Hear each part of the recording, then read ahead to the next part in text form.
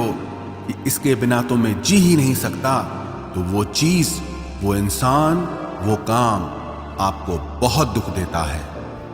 गीता का दूसरा उपदेश यह है कि अवश्यमेव भोक्तव्यम कृतम कर्म शुभाशुभम, कि आपने कोई भी कर्म किया हो उसका फल आपको जरूर भोगना पड़ेगा।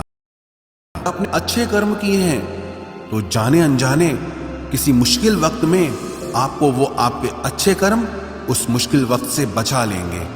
अगर आपने गलत कर्म किए हैं, पाप किया है, तो उसकी सजा भी आपको जरूर मिलेगी। वो इंसान कितना ही छुप कर कर्म करे, चाहे वो कितना ही चालाकी से कर्म करे, लेकिन कहते हैं कि उस परमात्मा के, ईश्वर के चारों तरफ कैमरे लगे हुए हैं। हमारे एक एक कर्म पर वो प्रकृति, वो परमात्मा अपनी दृष्टि बनाए रखते हैं। हमारे एक एक कर्म का हिसाब होता है। एक गांव में दो मित्र रहते थे। उन दोनों की इस गांव में हम धन नहीं कमा पा रहे। वो दोनों धन कमाने के लिए शहर में चले गए। कुछ वर्ष वहां रहकर उन्होंने काफी धन कमाया। फिर सोचा कि अब हम अपने घर वापस चलते हैं, पर्याप्त मात्रा में हमने धन कमा लिया है। उस समय पे यातायात की इतनी सुविधाएं नहीं होती थी। वो अपने बैलों पर ही यात्रा कर रहे थे। चलते चलते मार्ग में रात हो गई, तो उन्होंने विचार किया आज रात हम यहीं विश्राम करते हैं। एक मित्र ने कहा कि मैं यहाँ पर रहकर धन की रक्षा करता हूँ, तुम बाजार जाकर भोजन की व्यवस्था कर लो। जब वो मित्र बाजार गया तो उसके मन में पाप आ गया।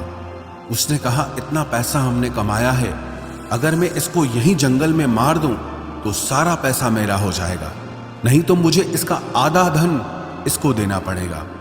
मन में ये खोट आने पर उसने अपने मित्र के खाने में जहर मिला दिया, और जब वो खाना लेकर के अपने मित्र के पास गया, उसका मित्र वो जहर वाला खाना खाकर वहीं पर उसकी मृत्यु हो गई। वो व्यक्ति सारा धन लेकर के अपने घर वापस आ गया। फिर उसके घर में एक पुत्र ने जन्म लिया।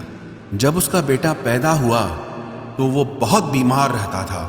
उसने अपने जीवन में जो कुछ भी धन कमाया था, उसका वो सारा धन अपने बेटे के इलाज में ही खत्म हो गया। बेटा बड़ा होता गया और उसका धन नष्ट होता गया।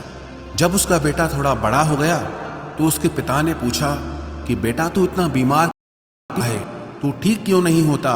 मैंने अपनी जिंदगी का सब कुछ पर फिर भी तेरी तबीयत ठीक नहीं रहती। तो उसके बेटे ने बोला कौन सा बेटा और कौन सा पिता? मैं तेरा वही मित्र हूं जिसको तूने जंगल में जहर दे के मार दिया था, लेकिन मैं अपना वही हिसाब पूरा करने के लिए तेरे पुत्र के रूप में तेरे घर में आया हूं। अब मेरा तेरा हिसाब बराबर और मेरा जीवन अब यही समाप्त होता है। तो गीता का उपदेश हमें यही सिखाता है, कोई अपने आप को कितना भी चालबाज समझता हो, होशियार समझता हो, लेकिन अगर उसने गलत कर्म किया है, चाहे आज नहीं तो कल उसे उसका फल भोगना ही पड़ेगा। कोई भी व्यक्ति अपने किए हुए कर्म से बिना उसको भोगे कभी छूट नहीं सकता। गीता का तीसरा उपदेश यह